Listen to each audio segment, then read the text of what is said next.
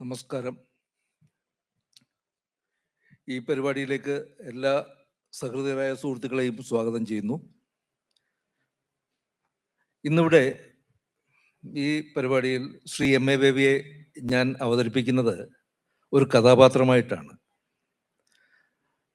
അദ്ദേഹത്തിൻ്റെ രാഷ്ട്രീയമായിട്ടുള്ള പുതിയ കാലഘട്ടത്തിലെ ജീവിതമല്ല, ബാല്യ കൗമാര കാലഘട്ടത്തിലെ ഒരു അനുഭവത്തെ മുൻനിർത്തി എഴുതിയ ഒരു കഥയിലെ കഥാപാത്രമായി നിങ്ങളുടെ മുമ്പിൽ അവതരിപ്പിക്കാനാണ് ശ്രമിക്കുന്നത്.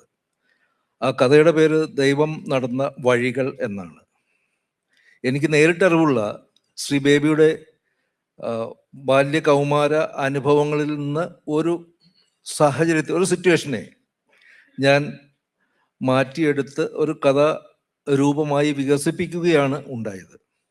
ആ കഥ നടക്കുന്നത് അദ്ദേഹത്തിൻ്റെ ജന്മഗ്രാമമായ കുണ്ട്രയിലെ ഒരു പിന്നോക്ക പ്രദേശം, ഒരു കടൽത്തീര പ്രദേശത്താണ്.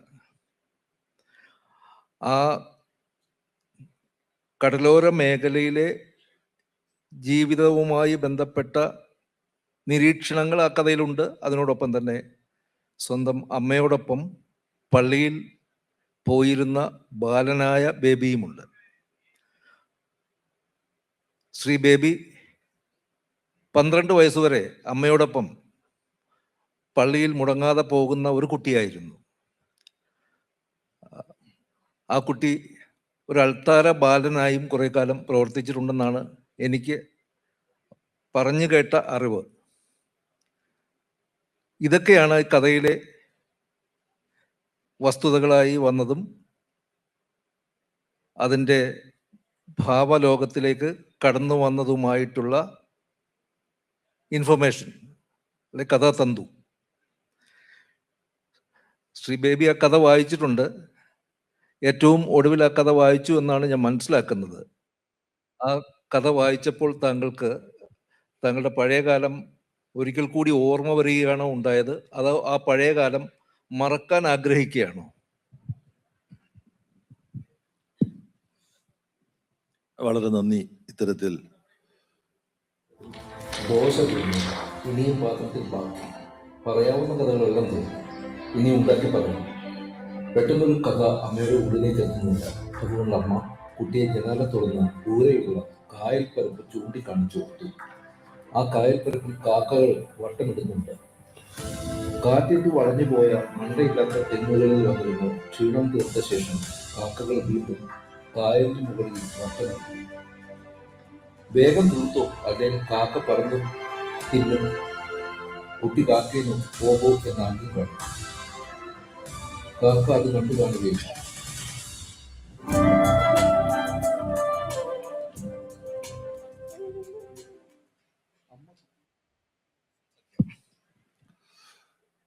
കുറച്ച് വ്യത്യസ്തമായ ഒരു ഘടനയിൽ ഇതുപോലൊരു പരിപാടിയിൽ സംബന്ധിക്കാൻ സന്ദർഭമുണ്ടാക്കിയത്, അതിൻ്റെ പിന്നിലുള്ളത് ഇത്തരമൊരു കഥ എഴുതി കളയാം എന്ന് സാഹസികമായി ചിന്തിച്ച യുവാവായിട്ടുള്ള എബ്രഹാം മാത്യു. അതിന് എബ്രഹാം മാത്യുവിനെ പ്രേരിപ്പിച്ചത് പ്രജിത് രാജാണെന്ന് തോന്നുന്നു, കർഷക തൊഴിലാളി മാസികയുടെ പ്രവർത്തിക്കുന്ന എഡിറ്റർ, വർക്കിംഗ് എഡിറ്റർ. അപ്പോൾ ഞാൻ ഇക്കാര്യത്തിൽ നിരപരാധിയാണ് എന്നുള്ളതാണ് ആദ്യമായിട്ട് വ്യക്തമാക്കുന്ന കാര്യം. ഇപ്പോൾ ഇവിടെ ഒരു ഇരയുടെ അവസ്ഥയിലാണ് ഞാനിരിക്കുന്നത് എന്നുള്ളതും ഞാൻ തിരിച്ചറിയുന്നു. പിറക്കുന്ന മനുഷ്യരെല്ലാം വ്യത്യസ്ത സന്ദർഭങ്ങളിൽ ഇരകളായി മാറാം. ഒരു ഇരയുടെ അവസ്ഥ ഏതൊരു മനുഷ്യനും, ഏത് ജീവിക്കും. ചൂണ്ടയിടുമ്പോൾ നമ്മൾ ഇര കോർത്തിട്ടാണ് ചൂണ്ടയിടുന്നത്. ഞാൻ കുട്ടിക്കാലത്ത് കുളത്തിനരിയിൽ പോയിരുന്ന് ചൂണ്ടയിട്ടിട്ടുള്ള കാര്യം എനിക്ക് പെട്ടെന്ന് ഓർമ്മ വരികയാണ്. കഥ എന്നെ കൂടി ഉദ്ദേശിച്ച് എഴുതിയ കഥയായിട്ട് പോലും ആ കഥ നന്നായിട്ടുണ്ട് എന്നുള്ളതാണ് ഞാൻ അത് വായിച്ചപ്പം എനിക്ക് തോന്നിയത്. എന്നെ ബന്ധപ്പെടുത്തി നല്ല എന്തെങ്കിലും നിർമ്മിക്കുക എന്നുള്ളത് വളരെ ബുദ്ധിമുട്ടുള്ള കാര്യമാണെന്നുള്ള ഒരു ചിന്തയാണ് എനിക്കുള്ളത്. കഥ വായിച്ചപ്പോൾ മറക്കേണ്ട ഒരു കാലം ഓർമ്മിപ്പിച്ചു എന്നല്ല എനിക്ക് തോന്നിയത്. എപ്പോൾ വേണമെങ്കിലും ഓർക്കാവുന്ന കാര്യങ്ങളാണ് നമ്മുടെ ബാല കൗമാര കാലത്തെ അനുഭവങ്ങൾ. അതിൽ സംഭവിക്കേണ്ടിയിരുന്നില്ല എന്ന് നമ്മൾ വിചാരിക്കുന്ന ഒരുപാട് കാര്യങ്ങളുണ്ടാവും. പുക വലിച്ചാൽ എങ്ങനെ ഇരിക്കുമെന്നറിയാൻ വേണ്ടി ഒളിച്ച് പുകവലിച്ചിട്ടുള്ളവർ മിക്കവാറും, ഞാനും അങ്ങനെ പുകവലിച്ചിട്ടുണ്ട് ഉത്സവത്തിനൊക്കെ പോകുമ്പോൾ കൂട്ടുകാരുമായിട്ട് ചേർന്നിട്ട്. അങ്ങനെ പുകവലിച്ച് നോക്കി മനസ്സിലാക്കേണ്ട കാര്യമല്ല, പുകവലി ആരോഗ്യത്തിന് ഹാനികരമാണെന്നുള്ളത് വിശ്വസിച്ചാൽ മതിയായിരുന്നു എന്ന് വേണമെങ്കിൽ പറയാം. അപ്പം അങ്ങനെ പലതുമുണ്ട്. പക്ഷെ ഈ അമ്മയുമൊത്ത് രാവിലെ ഞായറാഴ്ചകളിൽ പള്ളിയിൽ പോയ ആ കാലം എൻ്റെ ജീവിതത്തിൻ്റെ ഒരു പ്രത്യേക ഘട്ടമാണ്. ആ കാലവും എനിക്ക് പകർന്നു തന്നിട്ടുള്ള ചില ആശയങ്ങളുണ്ട്. ഉദാഹരണത്തിന് പള്ളിയിൽ കേട്ട ചില വൈദികന്മാർ യേശുക്രിസ്തുവിൻ്റെ വചനങ്ങളെ ആസ്പദമാക്കി നിന്ദിതരോടും പീഡിതരോടും നമ്മൾ ഐക്യപ്പെടണം എന്നതുപോലുള്ള ആശയങ്ങൾ ഇപ്പോഴും അതൊക്കെ പറയുന്ന പള്ളികൾ ഉണ്ടാവും എന്നാണ് ഞാൻ വിചാരിക്കുന്നത്. കാര്യം ക്രിസ്തുവിൻ്റെ പാത പിന്തുടരുകയാണെങ്കിൽ. എനിക്ക് വളരെ ആദരവുണ്ടായിരുന്ന ഒരു മാർപ്പാപ്പയാണ് കുറെ നാൾ മുമ്പ് മരിച്ചുപോയ ഫ്രാൻസിസ് മാർപ്പാപ്പ. അപ്പോൾ ഫ്രാൻസിസ് മാർപ്പാപ്പയുടെ ചെയ്തികളും നിലപാടുകളും ഒക്കെ കാണുമ്പോൾ എൻ്റെ ഈ അൾത്താര ബാലനായിട്ട് ഞാൻ പ്രവർത്തിച്ചിരുന്നു കുറെ കാലത്ത്. അൾത്താര ബാലൻ മാത്രമല്ല, കാറ്റക്കിസം, ഈ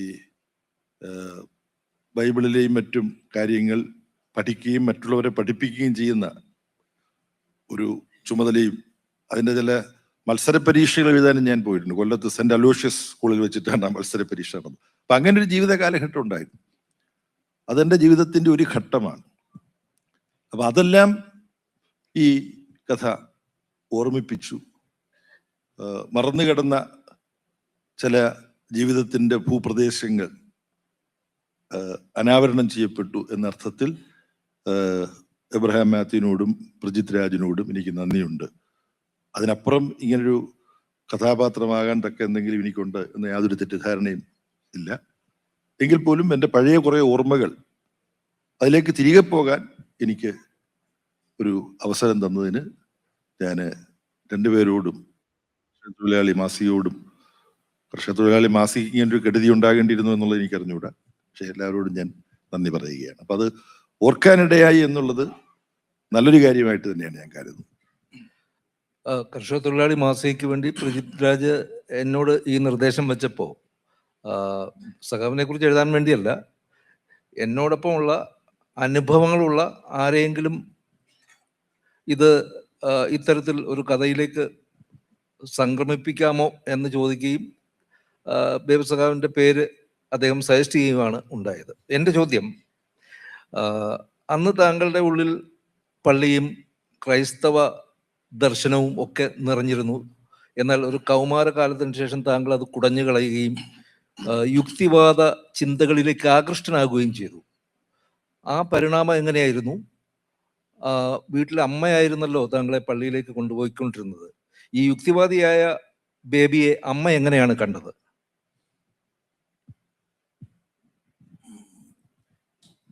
അതിൽ യഥാർത്ഥത്തിൽ മുഖ്യമായി രണ്ടു പേരാണ്. കുറ്റിപ്പുഴ കൃഷ്ണപിള്ളയുടെ പുസ്തകങ്ങൾ, മറ്റു പല പുസ്തകങ്ങളും, നോവലുകളും കവിതകളും, ഡിറ്റക്റ്റീവ് നോവലുകളും ഒക്കെയാണ് സ്വാഭാവികമായിട്ട് ആ പ്രായത്തിൽ വായിച്ചു തുടങ്ങുന്നത്.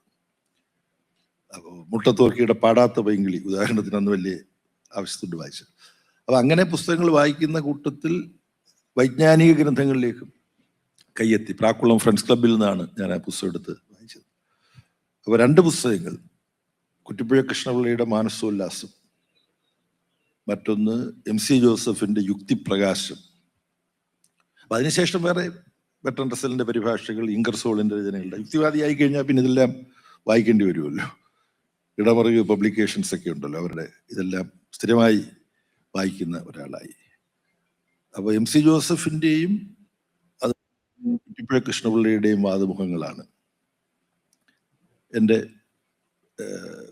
കാഴ്ചപ്പാടിലും എൻ്റെ ചിന്തയിലുമെല്ലാം സ്വാധീനം ചെലുത്തി. അതിനുശേഷം പ്രൊഫസർ A.T. കോവൂറിൻ്റെയൊക്കെ പ്രഭാഷണങ്ങൾ കേൾക്കാൻ ഞാൻ പോയിട്ടുണ്ട്. ഇന്ന് പുതിയ തലമുറയ്ക്ക് അറിയുമോ എന്നുള്ള അറിഞ്ഞുകൂടാ. പിന്നെ ആ ഒരു പരിണാമം സ്വാഭാവികമായി വായിക്കുകയും പഠിക്കുകയും ചിന്തിക്കുകയും ചർച്ചകൾ ഏർപ്പെടുകയും ചെയ്യുന്നവരിൽ സംഭവിക്കാവുന്ന ഒന്നാണ്.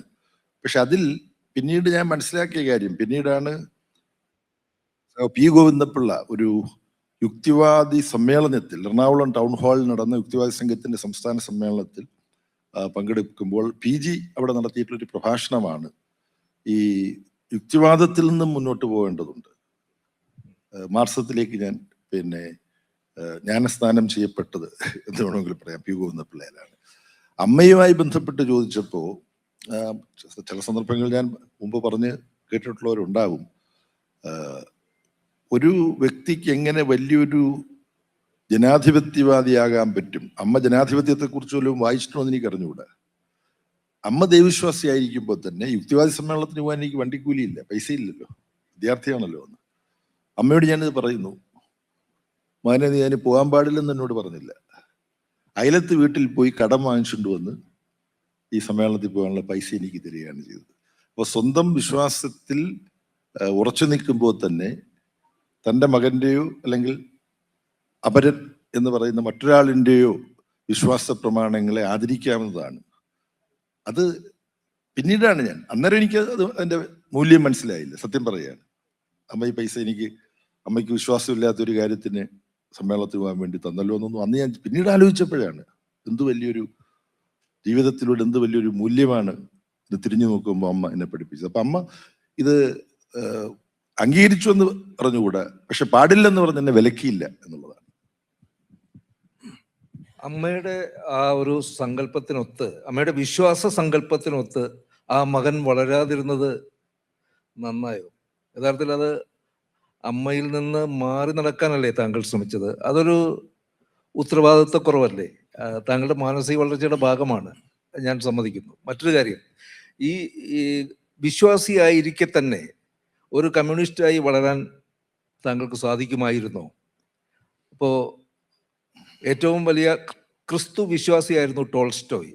ടോൾസ്റ്റോയ് ഹിംസാത്മകതയ്ക്കെതിരെ പ്രവർത്തിച്ച സന്ദേശങ്ങൾ അടങ്ങുന്ന കഥകൾ എഴുതിയ ആളാണ്. ഒരു പ്രഭു തൂലിക ചലിപ്പിച്ചപ്പോഴാണ് റഷ്യയിൽ കർഷകനുണ്ടെന്ന് മനസ്സിലായതെന്ന് ലെനിൻ പറയുകയുണ്ടായി. നമുക്കറിയാവുന്ന പോലെ റഷ്യൻ വിപ്ലവത്തിന്റെ കണ്ണാടിയാണ് അദ്ദേഹത്തിന്റെ കൃതികളെന്നും അദ്ദേഹം നിരീക്ഷിക്കുകയുണ്ടായി. അപ്പോൾ ഒരു ക്രിസ്തു വിശ്വാസി വിപ്ലവത്തിന്റെയും മാറ്റങ്ങളുടെയും പാതയിൽ എത്തി, അല്ലെ അതിന് പ്രചോദനമായി തീർന്ന ചരിത്രം നമുക്ക് മുന്നിലുണ്ട്. താങ്കൾക്കും അങ്ങനെ ആകാൻ കഴിയുമായിരുന്നോ എന്നാണ് എൻ്റെ ചോദ്യം. അത് സത്യത്തിൽ നമ്മൾ ഫ്രാൻസിസ് മാർപ്പാപ്പയുമായി ബന്ധപ്പെട്ട് തന്നെ നമ്മൾ ചർച്ച ചെയ്ത ഒരു കാര്യമാണിത്. ഫ്രാൻസിസ് മാർപ്പാപ്പ ചൂഷിതർക്ക് അനുകൂലമായ നിലപാടുകൾ എടുത്തപ്പോൾ അദ്ദേഹത്തെ കമ്മ്യൂണിസ്റ്റ് എന്ന് പറഞ്ഞ് വിമർശിച്ചവരുണ്ട്, സഭയിൽ നിന്ന് തന്നെ. അദ്ദേഹത്തിൻ്റെ എക്സ്ഹോർട്ടേഷൻസ്, അദ്ദേഹത്തിൻ്റെ ദൈവശാസ്ത്രത്തിൽ അധിഷ്ഠിതമായ പ്രബോധനങ്ങൾ, എക്ലീസിയാസ്റ്റിക്കൽ എക്സോർട്ടേഷൻസ് എന്നാണ് അത് നിർവചിക്കുന്നത്. അതെല്ലാം വായിക്കാൻ ശ്രദ്ധിച്ചിട്ടുള്ള ഒരാളാണ് ഞാൻ. അല്ലാതെ ഒന്നിൽ അദ്ദേഹം പറയുന്നത് ഒരിക്കലും നമുക്ക് മറക്കാൻ കഴിയില്ല. ഫ്രാൻസിസ് മാർപ്പാപ്പയുടെ ആ പ്രബോധനത്തിൽ അശരണനായി റോഡ് വക്കിൽ കിടന്ന് ഒരു പാവം മനുഷ്യൻ മരണമടഞ്ഞാൽ അത് വാർത്തയില്ലാത്ത നമ്മുടെ ഇന്നത്തെ സമൂഹത്തിൽ ഓഹരി കമ്പോളത്തിൽ ഓഹരി വിലയിൽ ചെറിയ ചാഞ്ചാട്ടം ഉണ്ടായാൽ പത്രമാധ്യമങ്ങളിലെ പ്രധാന വാർത്തയായിട്ട് അത് മാറുന്നു. ഫ്രാൻസിസ് മാർപ്പാപ്പയുടെ ഒരു വാദ്യമാണ് ഇത്. ഫ്രാൻസിസ് മാർപ്പാപ്പയാണ് പറഞ്ഞതെന്ന് വെളിപ്പെടുത്താതെ ഒരാൾ എടുത്ത് കൊടുത്താൽ ആ ഒരു കമ്മ്യൂണിസ്റ്റോ സോഷ്യലിസ്റ്റോ പറഞ്ഞതാണിത് എന്ന് ചിന്തിച്ചു പോകും. അപ്പം അങ്ങനെ പറഞ്ഞപ്പോൾ ഫ്രാൻസിസ് മാർപ്പാപ്പയെ കമ്മ്യൂണിസ്റ്റ് എന്ന് വിളിച്ച് പലരും വിമർശിച്ചു. അപ്പോൾ ഫ്രാൻസിസ് മാർപ്പാപ്പ പറഞ്ഞൊരു മറുപടിയുണ്ട്, ഞാൻ ഈ നിലപാടെല്ലാം എടുക്കുന്നത് യേശുക്രിസ്തുവിന്റെ പ്രബോധനത്തിൽ ഉറച്ചു നിന്നുകൊണ്ടാണ്. യേശുക്രിസ്തുവിന്റെ പ്രബോധനത്തിന്റെ തന്നെ സ്വാധീനം കമ്മ്യൂണിസ്റ്റുകാരിൽ ഉണ്ടായിട്ടുണ്ടാവും. എന്നെ സംബന്ധിച്ചിടത്തോളം യേശുക്രിസ്തുവിന്റെ പ്രബോധനങ്ങൾ ഞാൻ നടപ്പാക്കുന്നു. അതിന്റെ പേരിൽ എന്നെ കമ്മ്യൂണിസ്റ്റ് എന്ന് ആരെങ്കിലും വിളിച്ചു കഴിഞ്ഞാൽ ഞാൻ അതിന് ഉത്തരവാദിയല്ല.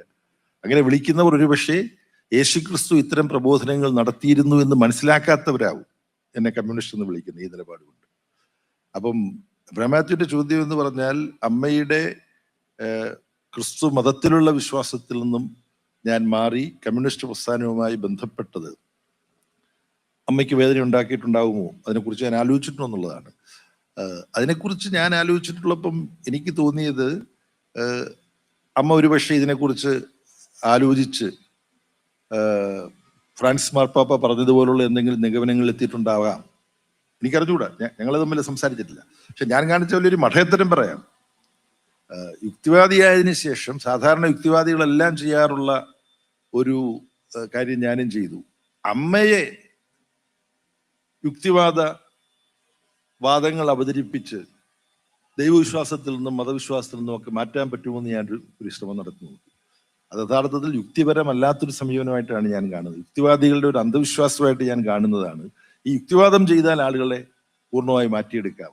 ചിലരുടെ രക്തത്തിൽ രൂഢമൂലം വിശ്വാസ പ്രമാണങ്ങൾ യുക്തിവാദം കൊണ്ട് ഇല്ലാതാക്കാൻ കഴിയില്ല. ഡോക്ടർ ഭാസ്കരൻ നായരെ പോലുള്ള മലയാളത്തിൽ ഏറ്റവും കൂടുതൽ ശാസ്ത്രീയ ലേഖനങ്ങളും പുസ്തകങ്ങളും ഒക്കെ എഴുതിയിട്ടുള്ളതാണ് കോളേജിയറ്റ് എഡ്യൂക്കേഷൻ ഡയറക്ടർ ആയിരുന്ന ഡോക്ടർ ഭാസ്കരൻ നായർ. പക്ഷെ അദ്ദേഹം സത്സായിബാബയുടെ വിശ്വാസിയായിരുന്നു. അപ്പൊ ഇതിനെ ഒരു മാർക്സിസ്റ്റ് വീക്ഷണത്തിലൂടെ നോക്കിയാൽ മാത്രമേ ഇതിനെ മനസ്സിലാക്കാൻ കഴിയുള്ളൂ. പക്ഷെ ഞാൻ യുക്തിവാദിയായ സമയത്ത് കാണിച്ച ഒരു ആരംഭ ശൂരത്വമാണ് അമ്മയെ യുക്തിവാദം ചെയ്ത് മനപരിവർത്തനം വരുത്താൻ പറ്റുമോ എന്ന് നോക്കണം. പക്ഷെ അമ്മ ചിരിച്ചുകൊണ്ട് ഞാൻ പറയുന്നതെല്ലാം കേട്ടിട്ട് നീ അങ്ങനെയൊക്കെ പറഞ്ഞ് നടന്നോളൂ മോനെ, കുഴപ്പം. അമ്മ സ്ഥിരമായി പള്ളിയിൽ പോയിക്കൊണ്ടിരുന്നു. അമ്മയെ മാറ്റി യുക്തിവാദിയാക്കാൻ എന്നുള്ള എൻ്റെ ശ്രമം പരാജയമടയുകയാണ് ചെയ്തത്. ഇന്ന് തിരിഞ്ഞു നോക്കുമ്പോൾ എനിക്കറിയാം അത് അടയുകയേ ഉള്ളൂ എന്ന് ഞാൻ മനസ്സിലാക്കേണ്ടതായിരുന്നു. പക്ഷേ പള്ളിയിൽ പോവുകയും ക്രിസ്തുവിന്റെ ചില വചനങ്ങൾ അവിടെ നിന്ന് കേൾക്കുകയും ചെയ്തതിൻ്റെ കൂടി ഒരു സയുക്തികമായ വളർച്ചയാണ് കമ്മ്യൂണിസ്റ്റ് പാർട്ടിയിൽ അംഗമായി തീരുന്ന എൻ്റെ നിലപാടെന്നാണ് ഇന്ന് തിരിഞ്ഞു നോക്കുന്നത്. കാരണം പിന്നീടാണ് ഞാൻ കണ്ടുമുട്ടുന്നത് ഫെഡറിക് എംഗൽസിന്റെ വളരെ പ്രസിദ്ധമായ ഒരു പഠനമുണ്ട്. ആദിമ ക്രിസ്തു മതവും സോഷ്യലിസ്റ്റ് കമ്മ്യൂണിസ്റ്റ് പ്രസ്ഥാനങ്ങളും തമ്മിലുള്ള ബന്ധത്തെയാണ് എംഗൽസ് മതത്തെപ്പറ്റി എന്ന മാർക്സിന്റെ എംഗൽസിന്റെയും രചനകളുടെ സമാഹാരത്തിൽ ഇതുകൊണ്ട് ആദിമ ക്രിസ്തു മതത്തെക്കുറിച്ച് എംഗൽസ് എഴുതിയ ലേഖനമുണ്ട്. അത് വായിച്ചപ്പോൾ എനിക്ക് വലിയ ഒരു സംതൃപ്തി തോന്നി. എൻ്റെ ഈ പരിവർത്തനത്തിന്റെ പിന്നിൽ ഇങ്ങനെ ശാസ്ത്രീയമായ യുക്തിഭദ്രമായ ഒരു പരസ്പര ബന്ധം കാണാൻ കഴിയും എന്ന് വായിച്ചപ്പോഴാണ് എനിക്ക് മനസ്സിലായത്.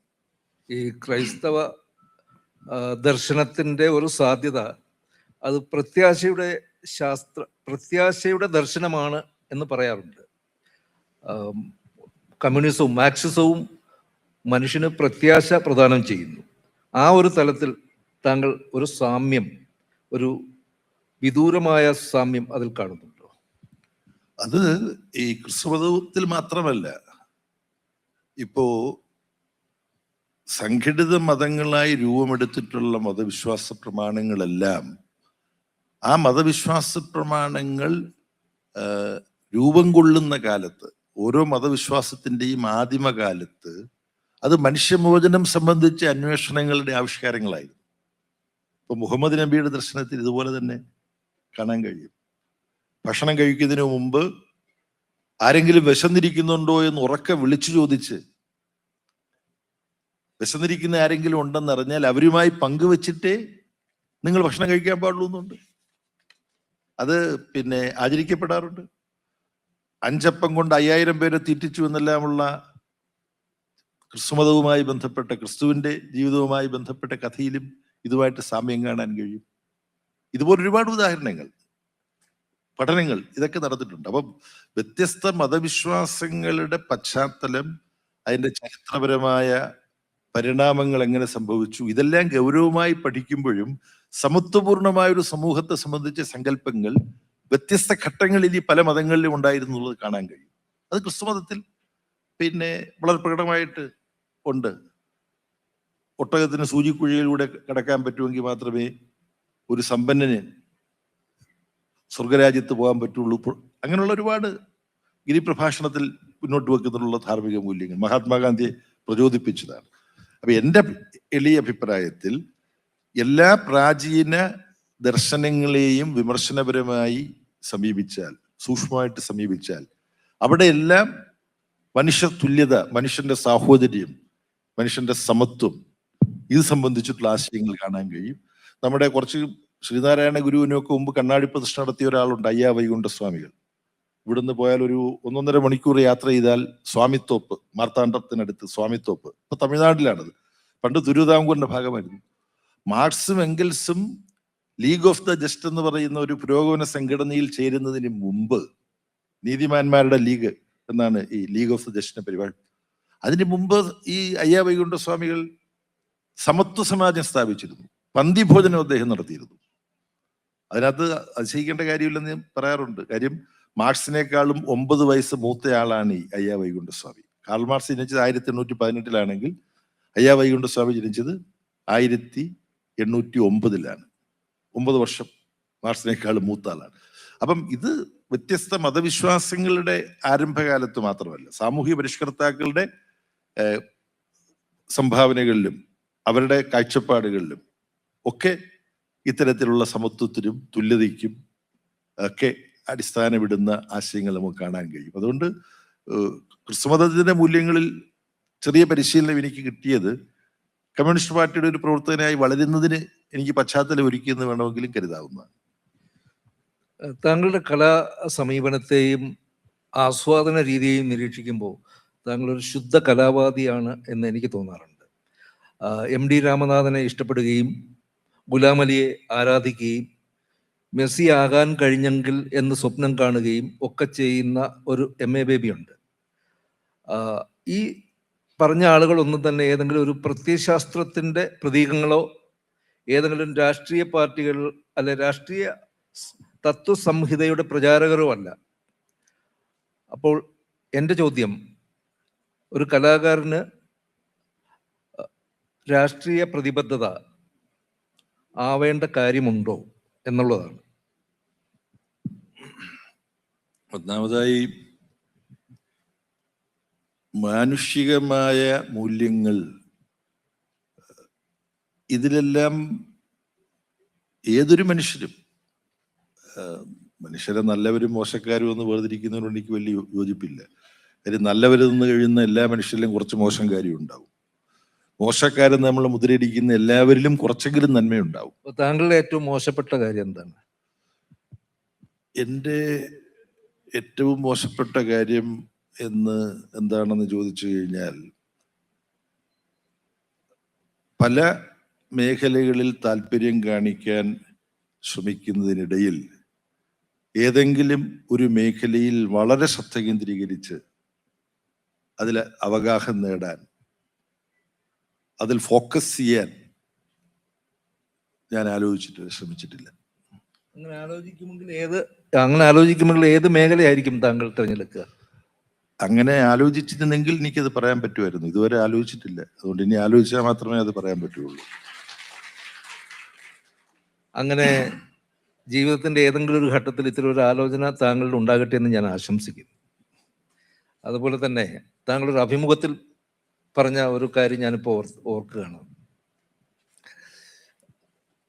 വിഷമത്തെ, അത് ബഷീർ പറഞ്ഞിട്ടുള്ള കാര്യമാണ്, വിഷാദത്തെയും വിഷമത്തെയും അതിജീവിക്കാൻ ആ അനുഭവത്തെ ഒരു ഫലിതമാക്കി മാറ്റുന്നത് എപ്പോഴും നമുക്ക് ആശ്വാസം പകരുമെന്ന അർത്ഥത്തിൽ ബഷീർ പറഞ്ഞിട്ടുണ്ട്. ബഷീറിന്റെ ആരാധകനായ താങ്കൾ അതിനെ കാണുന്നത് എങ്ങനെയാണ്? സ്വകാര്യ ജീവിതത്തിൽ താങ്കൾ പലപ്പോഴും അടുത്ത സുഹൃത്തുക്കൾക്കിടയിൽ ഫലിതം പറയുന്നതും ആസ്വദിക്കുന്നതും ഞാൻ കണ്ടിട്ടുണ്ട്. ബഷീർ ഇത്തരത്തിലൊരു നിരീക്ഷണം നടത്തിയിട്ടുണ്ട്. ലോകപ്രശസ്തനായിട്ടുള്ള ചാർലി ചാപ്ലിൻ ഇത് തന്നെയാണ് പറഞ്ഞിട്ടുള്ളത്. അദ്ദേഹം, ഞാൻ നിങ്ങളെയൊക്കെ ചിരിപ്പിക്കുമ്പോൾ ഞാൻ കണ്ണീര് കുടിക്കുന്ന കാര്യം നിങ്ങൾ അറിഞ്ഞിട്ടില്ല. അദ്ദേഹത്തിൻ്റെതായിട്ടുള്ള വളരെ പ്രസിദ്ധമായിട്ടുള്ള മറ്റൊരു അഭിപ്രായം, ഞാനിങ്ങനെ മഴയത്തൂടെ നടന്നു പോകുമ്പോൾ ഞാൻ മഴ നനയുന്നതാണ് നിങ്ങൾ കാണുക, ഞാൻ ഒഴുക്കുന്ന കണ്ണുനീര് ഈ മഴ കൊണ്ട് മറയുക, അങ്ങനെ ഉള്ള ഒട്ടേറെ ആശയങ്ങൾ പറഞ്ഞു. അത് മനുഷ്യ ജീവിതത്തിൽ എപ്പോഴും ഉള്ളതാണ്. നേരത്തെ എബ്രഹാം മാത്യു പറഞ്ഞ ഒരു ചോദ്യത്തിന് മറുപടി പറയുന്നതിന് ഇടയിൽ മറ്റൊരു ചോദ്യത്തിലേക്ക് പോയതുകൊണ്ട് ഈ പല വ്യത്യസ്ത മനുഷ്യന്റെ സർഗസിദ്ധികളിൽ താല്പര്യം കാണിക്കുന്നതിനെ കുറിച്ച് ചോദിച്ചിരുന്നല്ലോ. അപ്പോൾ മാനുഷികമായി സംഭവിക്കുന്നതാണെന്ന് ഞാൻ പറഞ്ഞു. കൂട്ടത്തിൽ മാർക്സിന്റെ വളരെ പ്രസിദ്ധമായ ഒരു വാചകമുണ്ട്, nothing human is alien to me. മാനവികമായ ഒന്നും എനിക്ക് അന്യമല്ല എന്ന് മാർക്സ് പറഞ്ഞു. അത് മാർക്സിന്റെ വാചകമായിട്ടാണ് പ്രസിദ്ധപ്പെട്ടിട്ടുള്ളത്. യഥാർത്ഥത്തിൽ ഒരു ഗ്രീക്ക് നാടകത്തിലെ ഒരു കഥാപാത്രം പറയുന്ന ഒരു വാചകമാണ്. അത് മാർക്സ് എടുത്ത് ഉദ്ധരിച്ചതാണ്. അപ്പം അത്തരമൊരു സമീപനത്തിന്റെ ഭാഗമായിട്ടാണ് ദുഃഖമുണ്ടാവുമ്പോൾ അത് ചിരികൊണ്ട് മറയ്ക്കാൻ ശ്രമിക്കുക. അതുപോലെ തന്നെ ദുഃഖം തുറന്ന് പ്രകടിപ്പിക്കുന്നതിനകത്തും ഒരു തെറ്റുമില്ല എന്ന് നമുക്ക് പറയാൻ കഴിയും. ദുഃഖം, വികാരങ്ങൾ പലതും ഉണ്ടാകുന്നത് നിയന്ത്രിക്കണം, അടക്കി വെക്കണം എന്നുള്ള ഒരു സ്വഭാവക്കാരനാണ് ഞാൻ തുറന്ന് പറയുകയാണ്. അതിന്റെ ബലഹീനതയാണോ എന്ന് എനിക്ക് അറിഞ്ഞുകൂടാ. പക്ഷെ അങ്ങനെ എല്ലാം അടക്കി വെക്കേണ്ടതില്ല എന്ന് എനിക്ക് ഒരു പൊതുവേദിയിൽ വെച്ച് പറഞ്ഞു തന്നത് എനിക്ക് വളരെ വലിയ ആരാധനയുള്ള ഒരു കായിക താരമാണ്, റോജർ ഫെഡററാണ്. അദ്ദേഹം ജയിക്കുമെന്ന് ഉറപ്പ് ആയിട്ട് അദ്ദേഹം കളിക്കാൻ ഇറങ്ങിയ ഒരു മത്സരത്തിൽ റഫേൽ നഡാലിനോട് തോറ്റു ഓസ്ട്രേലിയൻ ഓപ്പണിൽ. അപ്പൊ ആ തോൽവി അദ്ദേഹത്തിന് അടക്കി പിടിക്കാൻ കഴിഞ്ഞില്ല. അപ്പൊ സെറമണിയിൽ പിന്നെ അതിന്റെ കപ്പ് ഷീൽഡോ കൊടുക്കുന്നിടത്ത് പുള്ളി കണ്ണീരൊഴുക്കൊണ്ട് പൊട്ടിക്കരയുകയാണ്. അപ്പോ ഇവിടെ ഇരിക്കുന്ന പലരും അത് കണ്ടുണ്ട്, ആ രംഗം ഓർമ്മയുണ്ടാവും. അതൊരു ലോകത്തെമ്പാടും പലരും ഒരുപാട് കമന്റ് ചെയ്തിട്ടുള്ളതാണ്. അപ്പം റഫേൽ നഡാലാണ് പുള്ളിയെ ആശ്വസിപ്പിക്കുന്നത്. പിന്നീട് റോജർ ഫെഡറർ ഇതിനെ കുറിച്ച് പറഞ്ഞു. റോജർ ഫെഡറുടെ അച്ഛൻ ഫെഡററോട് പറഞ്ഞത്രേ, നീ നിന്റെ വികാരങ്ങളൊന്നും മറച്ചു വെക്കരുത്, ചിരിക്കണമെന്ന് തോന്നുമ്പോൾ നീ ചിരിക്കണം, കരയണമെന്ന് തോന്നി കഴിഞ്ഞാൽ നീ കരയണം. അപ്പൊ കരയുന്നത് അത്ര മോശം കാര്യമൊന്നുമല്ല എന്ന് റോജർ ഫെഡററാണ് വലിയൊരു പാഠമായിട്ട് എനിക്ക് പറഞ്ഞു തന്നത്. താങ്കൾ ഒരിക്കൽ പറഞ്ഞു, ഫുട്ബോൾ കളിച്ചുകൊണ്ട് രാഷ്ട്രീയം ഉപേക്ഷിക്കാതെ ഫുട്ബോൾ കളിക്കാനും പാട്ടുപാടാനും കിട്ടുന്ന അവസരമാണ് ജീവിതത്തിലെ സുവർണ അവസരം എന്ന് താങ്കൾ പറയുകയുണ്ടായി. മെസ്സിയോടൊപ്പം ഫുട്ബോൾ തട്ടാൻ ഒരു അവസരം കിട്ടിയാൽ താങ്കൾ ഒരു മുൻ നിശ്ചയിച്ച പാർട്ടി പരിപാടി മാറ്റിവെക്കുമോ? പാർട്ടി പരിപാടി മാറ്റിവെച്ചിട്ട് ഒരു കാര്യവും ചെയ്യുന്നതിനെ കുറിച്ച് എനിക്ക് ആലോചിക്കാനേ പറ്റില്ല. ഞാൻ പാർട്ടിയുടെ അവിഭാജ്യ ഭാഗമാണ്. പാർട്ടി എന്ത് ആവശ്യപ്പെടുന്നു അത് മാറ്റിവെച്ചിട്ട് എനിക്കൊരു കാര്യവും ചെയ്യുന്നതിനെ കുറിച്ച് ആലോചിക്കാനേ കഴിയില്ല. എൻ്റെ ആലോചന പരിഗണനയിലേക്ക് അത് വരില്ല എന്നുള്ളതാണ്. താങ്കൾക്ക് മാത്രം ഈ കയ്യടി കിട്ടുന്നതിൽ എനിക്ക് അസ്വസ്ഥതയുണ്ട്. അതുകൊണ്ട് ഞാൻ വേറൊരു കാര്യത്തിലേക്ക് വരികയാണ്. ഒരു കമ്മ്യൂണിസ്റ്റായി ജീവിക്കുക എന്നത് ഒരു കമ്മ്യൂണിസ്റ്റ് സമൂഹം വരുന്നത് വരെ അസാധ്യമായിട്ടുള്ള പ്രയാസം നിറഞ്ഞ കാര്യമാണെന്ന് താങ്കൾ പറയുകയുണ്ട്. ഒരു അഭിമുഖത്തിൽ പറഞ്ഞതാണ്. അപ്പോൾ അങ്ങനെ താങ്കളുടെ ബുദ്ധിമുട്ട് ഇല്ലാതെയാകാൻ എന്നെ പോലെയുള്ള ആളുകൾ എത്ര കാലം കാത്തിരിക്കണം? ഇതിന് ഒരു മറുപടി പറയാൻ, അതായത് ഒരു സമത്വപൂർണമായ സമൂഹം ആവിർഭവിക്കാൻ എത്ര കാലം കാത്തിരിക്കണമെന്നുള്ള ഒരു ചോദ്യമാണ്. ഈ ചോദ്യത്തിന് കേരളത്തിൽ നിന്നുകൊണ്ടൊരു കമ്മ്യൂണിസ്റ്റ് ആകാൻ പരിശ്രമിക്കുന്ന ഒരാൾ ആലോചിച്ചാൽ EMSനെ ഓർക്കാതെ മറുപടി പറയാൻ കഴിയില്ല. EMS പിന്നെ ഞാൻ ആ പ്രശ്നം കേട്ടുകൊണ്ടിരിക്കുന്നുണ്ട്. അതിപ്പം സോഷ്യൽ മീഡിയയിൽ അത് ലഭ്യമാണ്.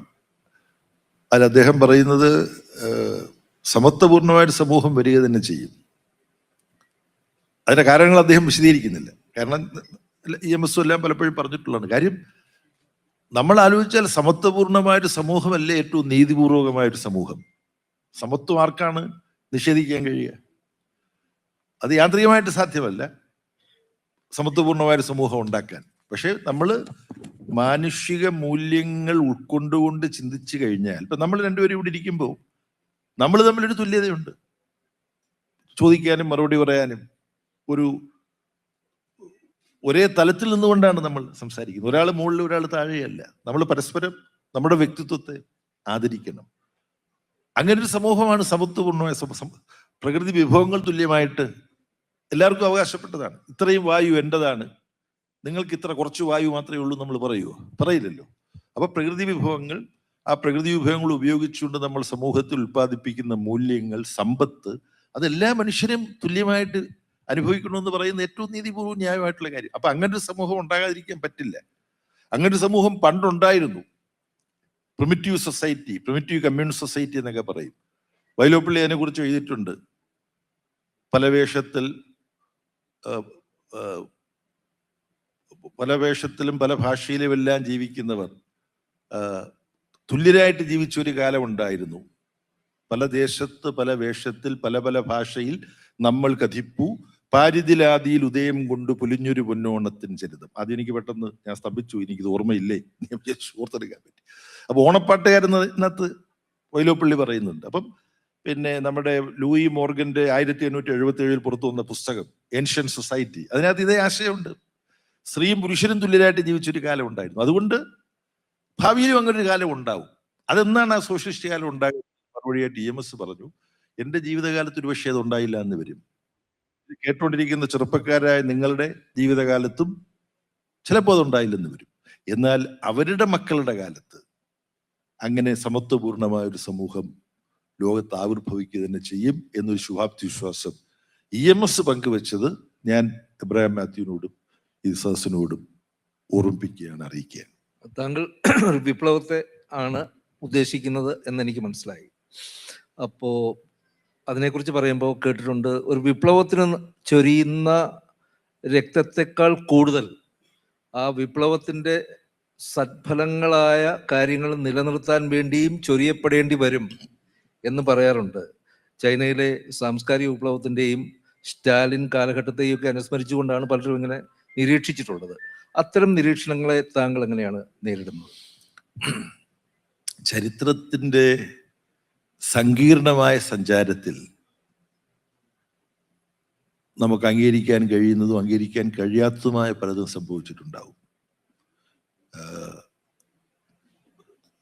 സോവിയറ്റ് യൂണിയനിൽ സ്റ്റാലിൻ്റെ കാലത്തോ അല്ലെങ്കിൽ ചൈനയിൽ സാംസ്കാരിക വിപ്ലവത്തിൻ്റെ കാലത്തോ പിന്നീടോ ഒക്കെ സംഭവിച്ചതിൽ നമുക്ക് വിമർശിക്കേണ്ടതുണ്ടെന്ന് തോന്നുന്ന ഭാഗങ്ങളുണ്ടാവാം. അത് അവിടെ മാത്രമല്ല, വാട്ടബൌട്ടിസം അല്ല. അങ്ങനെ പറയുമ്പോൾ ഉദാഹരണത്തിന് ഇന്ത്യയുടെ ബ്രിട്ടീഷ് സാമ്രാജ്യത്വത്തിനെതിരായിട്ടുള്ള സമരത്തെ അഹിംസയിൽ അടിയുറച്ച ഒരു സമരമായിട്ടാണ് ചരിത്രം വിലയിരുത്തുന്നത്. അതിനകത്ത് സത്യത്തിന്റെ വലിയൊരു ഭാഗമുണ്ട്. മഹാത്മാഗാന്ധിയുടെ അതുമായി ബന്ധപ്പെട്ട സംഭാവനകളും അദ്ദേഹത്തിന്റെ നിഷ്ഠകളും ഒക്കെ ഇതിനകത്ത് പ്രധാനമാണ്. പക്ഷെ ക്വിറ്റ് ഇന്ത്യ സമരകാലത്ത് ഇന്ത്യയിൽ നഷ്ടപ്പെട്ട ജീവനുകൾ, മഹാത്മാഗാന്ധി സമാധാനപരമായിട്ട് വേണം ക്വിറ്റ് ഇന്ത്യ സമരം നടക്കേണ്ടതെന്ന് പറഞ്ഞിരുന്നു. പക്ഷെ നമ്മുടെ NV കൃഷ്ണവാര്യരെ പോലുള്ളവരടക്കം വന്ന് ബോംബ് രാഷ്ട്രീയ പ്രവർത്തനം അതേ കാലഘട്ടത്തിൽ നടത്തിയിട്ടുണ്ട്. ചൗരി ചൗരയിലെ സംഭവം. അപ്പം ഇതിനെയൊന്നും ഞാൻ താരതമ്യപ്പെടുത്തുകയല്ല. ചരിത്രത്തിൽ രക്തച്ചൊരിച്ചിലുകൾ പലപ്പോഴും ഉണ്ടായിട്ടുണ്ട്. ഇപ്പം നമ്മുടെ കൺമുമ്പിൽ ഒരു രാഷ്ട്രം ഒരു അയൽ രാജ്യത്ത് സൈന്യത്തെ അയക്കുകയാണ്, ബോംബിടുകയാണ്. അവിടെ നടന്ന മരണത്തെക്കുറിച്ച് 80-ലധികം വെനസ്വേലക്കാർ അവിടെ കൊല ചെയ്യപ്പെട്ടിട്ടുണ്ട്. മഡുറോയുടെ സുരക്ഷാ സേനയിലുണ്ടായിരുന്നവർ കൊല ചെയ്യപ്പെട്ടിട്ടുണ്ട്. അവിടെ ബോംബിടാൻ പോയ അമേരിക്കൻ സൈനികർക്കും മരണം ഉണ്ടായിട്ടുണ്ട്. അത് മറച്ചു വെക്കപ്പെടുകയാണ്, പുറത്തു വിട്ടിട്ടില്ല. അവരുടെ ബോഡിയെല്ലാം രഹസ്യമായിട്ട് കൊണ്ടുപോവുകയാണ് ചെയ്തിട്ടുള്ളത്. അപ്പം എന്തെങ്കിലും ആവശ്യം ഉണ്ടായിരുന്നു അവിടുത്തെ ആ സംഭവം? ഗസയിലെ കുട്ടികളെന്ന് പറഞ്ഞിട്ട് പപ്പേട്ടന്റെ കഥ മാത്രമല്ല, കേരളത്തിലെല്ലാം മറ്റേ ചിന്തരവി ഫൗണ്ടേഷന്റെ നേതൃത്വത്തിൽ അവിടെ കൊല ചെയ്യപ്പെട്ട 10,000-കണക്കിന് കുഞ്ഞുങ്ങളുടെ പേരുകൾ വായിച്ച ഒരു സംഭവമുണ്ട്. അപ്പം രക്തച്ചൊരിച്ചിലുകളും നഷ്ടങ്ങളും ലോകത്തിന്റെ പല സന്ദർഭങ്ങളിലും ഉണ്ടാവുന്നു. ഒഴിവാക്കേണ്ടിയിരുന്നവ, അനാവശ്യമായവ, ഒരു ജീവൻ പോലും എടുക്കുന്നതിനെ നമുക്ക് ന്യായീകരിക്കാൻ കഴിയില്ല. കാര്യം ജീവൻ എടുക്കുന്ന ഒന്ന് തിരിച്ചു കൊടുക്കാൻ പറ്റുന്നതാവണം. ജീവൻ എടുത്തു കഴിഞ്ഞാൽ തിരിച്ചു കൊടുക്കാൻ പറ്റില്ല. അപ്പൊ യഥാർത്ഥത്തിൽ മാർക്സത്തെക്കുറിച്ച് കൂടുതൽ പഠിക്കുമ്പോൾ അതിനകത്ത് എനിക്ക് ഏറ്റവും കൂടുതൽ എന്നെ സംബന്ധിച്ചിടത്തോളം ആവേശം പകരുന്നതെന്ന് പറഞ്ഞാൽ, ഹിംസ ആവശ്യമില്ലാത്ത ഒരു സമൂഹത്തിന്റെ സൃഷ്ടിയാണ് കമ്മ്യൂണിസത്തിന്റെ ലക്ഷ്യം. ഭരണകൂടം തന്നെ അവിടെ ആവശ്യമില്ല, ഭരണകൂടം കുഴിഞ്ഞു പോകും. പക്ഷെ ആ പാതയിലൂടെ പോകുമ്പോഴും കമ്മ്യൂണിസ്റ്റുകാരൊരിക്കലും സമത്വപൂർണമായൊരു സമൂഹം സൃഷ്ടിക്കാൻ വേണ്ടി ആയുധമെടുക്കുന്നതിനെ കുറിച്ച് പറയുന്നില്ല. പലർക്കും ഇക്കാര്യം അറിഞ്ഞുകൂടാ. കമ്മ്യൂണിസ്റ്റുകാർ ആയുധമെടുക്കേണ്ടി വരുന്നത് സമത്വപൂർണമായൊരു സമൂഹം സൃഷ്ടിക്കാൻ വേണ്ടി നടത്തുന്ന പ്രവർത്തനത്തെ ഭരണകൂടം ആയുധം ഉപയോഗിച്ച് അടിച്ചമർത്തുമ്പോൾ അതിനെ ചെറുക്കാൻ സമാധാനപൂർണമായ മാർഗങ്ങൾ മാത്രം പോരാതെ വന്നു എന്ന് വരാം. ഇതാണ് പിന്നെ role of force in history എന്ന് പറഞ്ഞിട്ട് എംഗൽസിന്റെ വളരെ പ്രസിദ്ധമായ ഒരു രചനയുണ്ട്. അതിന് ആ കൃതിയിൽ ചർച്ച ചെയ്യുന്നതാണ്. ചരിത്രത്തിൽ എപ്പോഴും ആയുധപ്രയോഗം നടന്നിട്ടുണ്ട്. ആയുധപ്രയോഗത്തിലൂടെയാണ് മേധാവിത്വം സ്ഥാപിക്കപ്പെടുന്നത്. ആ മേധാവിത്വത്തെ വെല്ലുവിളിക്കാൻ വേണ്ടി വിമർശനം എന്ന ആയുധം മാത്രം പോരാ, ആയുധം കൊണ്ടുള്ള വിമർശനവും വേണ്ടിവരും എന്നാണ് ഇതിനെക്കുറിച്ച് മാർക്സ് പറഞ്ഞിട്ടുള്ളത്. ഞങ്ങൾ സംഭാഷണ മധ്യേ ഭരണകൂടമില്ലാത്ത ഒരു ഭരണകൂടം ഇല്ലാതെയാകുന്ന ഒരവസ്ഥയെക്കുറിച്ച് പറയുകയുണ്ടായി. കെ പി അപ്പൻ, താങ്കളുടെ ഗുരു കൂടിയായ കെ പി അപ്പൻ ഈ ഒരു അരാഷ്ട്രീയവാദത്തെക്കുറിച്ച് നടത്തിയ ഒരു നിരീക്ഷണം ഞാൻ താങ്കളുടെ ശ്രദ്ധയിൽപ്പെടുത്താം. അരാഷ്ട്രീയമായ നിലപാട് ഒരു പാപമല്ല. മാർക്സിന്റെ ചിന്തയും ലോകവീക്ഷണവും പ്രതീക്ഷാ നിർഭരമായ ഹൃദയവും ആത്യന്തികമായി ആഗ്രഹിച്ചത് അരാഷ്ട്രീയമായ അവസ്ഥയാണ്. വർഗരഹിതമായ ഒരു സമൂഹം ആവിർഭവിക്കുമെന്നും ഭരണകൂടം തിരോഭവിക്കുമെന്നും പറഞ്ഞാൽ അതിൻ്റെ അർത്ഥം അരാഷ്ട്രീയമായ ഒരവസ്ഥ ഉണ്ടാകും എന്നാണ്. ഗുരുവിൻ്റെ ഈ നിരീക്ഷണത്തെ എങ്ങനെ കാണും? ഗുരുവിൻ്റെ ഈ നിരീക്ഷണം നോം ചോംസ്കിയെ പോലുള്ളവർ മുന്നോട്ട് വെക്കുന്ന ആശയവുമായിട്ട് വളരെ അടുത്ത് നിൽക്കുന്നതാണ്. യാദൃശ്യമായിട്ട് ഇപ്പം ഏറ്റവും അവസാനം ഞാൻ ചോംസ്കിയുടെ ഒരു പുസ്തകത്തിലൂടെ അദ്ദേഹത്തിൻ്റെ രചനയിലൂടെ കടന്നു പോകുമ്പോൾ അദ്ദേഹം ചർച്ച ചെയ്യുന്നത് ഇതാണ്: ഈ ക്ലാസിക്കൽ അനാർക്കിസം, അതല്ലെങ്കിൽ സയന്റിഫിക് അനാർക്കിസം എന്നൊക്കെ വ്യക്തതയ്ക്ക് വേണ്ടി നമുക്ക് പറയാം. കാര്യം നമ്മുടെ നാട്ടിൽ ഇയാളൊരു അനാർക്കിസ്റ്റ് ആണെന്ന് പറഞ്ഞു കഴിഞ്ഞാൽ അതിൻ്റെ അർത്ഥം ഞാൻ പ്രത്യേകിച്ച് പറയണ്ടല്ലോ. എല്ലാ തരത്തിലുള്ള മനുഷ്യവിരുദ്ധമായ അരാജക പ്രവണതകളും എല്ലാം ഉള്ളവരെയാണ് നമ്മൾ അരാജകവാദികൾ എന്ന് പറയാറുള്ളത്. പക്ഷേ അരാജകവാദം എന്നത് ഒരു സാമൂഹ്യ സാമ്പത്തിക അവസ്ഥയെ സംബന്ധിച്ചൊരു ദർശനമാണ്. ആ ദർശനം ഭരണകൂടമില്ലാത്ത അവസ്ഥയെക്കുറിച്ചാണ് നോം ചോംസ്കി എല്ലാം അനുകൂലിക്കുന്നത്. ഇപ്പം 100-നടുത്ത് പ്രായമായിട്ടുണ്ടെന്ന് തോന്നുന്നു. അവശതയിൽ അമേരിക്കയിലെ ബോസ്റ്റണിൽ MIT-യിൽ മാസാച്യുസെറ്റ്സ് ഇൻസ്റ്റിറ്റ്യൂട്ട് ഓഫ് ടെക്നോളജിയിൽ ആയിരുന്നു അദ്ദേഹം ഭാഷാ പണ്ഡിതനായിട്ടും ചിന്തകനായിട്ടൊക്കെ പ്രൊഫസ് ചെയ്തത്. ഇപ്പൊ അദ്ദേഹം ബ്രസീലിലാണെന്നാണ് ഞാൻ കേട്ടത്, അദ്ദേഹത്തിന്റെ പാർട്ട്ണറുമായിട്ട്. അപ്പൊ അദ്ദേഹത്തിന്റെ കാഴ്ചപ്പാട് ഈ അപ്പൻ മാഷ് പറയുന്ന പോലുള്ളൊരു കാഴ്ചപ്പാടാണ്. അരാജകവാദത്തിന്റെ വ്യത്യസ്ത കൈവഴികൾ സഞ്ചരിക്കുന്ന ധാരാളം ആളുകളുണ്ട്. അപ്പോൾ ഇത് തമ്മിൽ വ്യത്യാസമുണ്ട്. കമ്മ്യൂണിസം വിഭാവനം ചെയ്യുന്ന സ്റ്റേറ്റ്ലെസ് സൊസൈറ്റി, ഭരണകൂട സംവിധാനങ്ങളില്ലാത്ത സമൂഹവും അരാജവാദികൾ ഇത് സംബന്ധിച്ച് മുന്നോട്ട് വെക്കുന്ന ആശയമൊക്കെ തമ്മിൽ സാമ്യങ്ങൾ പലതും ഉണ്ടെങ്കിലും വ്യത്യാസങ്ങളുമുണ്ട്.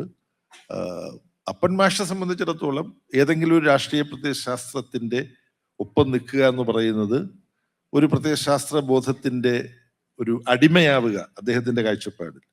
അങ്ങനെയുള്ള ഒരു ചിന്താപരമായ അടിമത്വം ഞാൻ അംഗീകരിക്കുന്നില്ല എന്നുള്ളൊരു നിലപാടിലാണ് അദ്ദേഹം. പക്ഷേ ഞങ്ങളുമായിട്ട് വളരെ ഊഷ്മളമായ കൊല്ലം കോളേജിൽ പഠിപ്പിക്കുമ്പോൾ താങ്കളെ ക്ലാസ്സിൽ പഠിപ്പിച്ചിട്ടുണ്ടല്ലോ അദ്ദേഹം. അന്ന് ഇത്തരത്തിലുള്ള എന്തെങ്കിലും സംവാദങ്ങളോ ചർച്ചകളോ ഒക്കെ നിങ്ങൾ നടത്തിയിട്ടുണ്ടോ? എങ്ങനെയായിരുന്നു അന്നത്തെ ആ ക്ലാസ് മുറി? അന്ന് കാര്യങ്ങളിൽ അദ്ദേഹമായിട്ട് ചർച്ച ചെയ്യാൻ തക്ക ധൈര്യം ഞങ്ങൾക്കാർക്കും ഉണ്ടായിട്ടില്ല. അദ്ദേഹം വളരെ മലയാള നിരൂപണ മേഖലയിലെ ഒരു വലിയ ഉന്നതനായിട്ടാണ്. ജ്വാല എന്ന് പറയുന്ന കെ സുരേന്ദ്രന്റെ നോവലാണ് BA മലയാളത്തിന് ഞങ്ങൾക്ക് അദ്ദേഹം എടുത്തിരുന്നത്.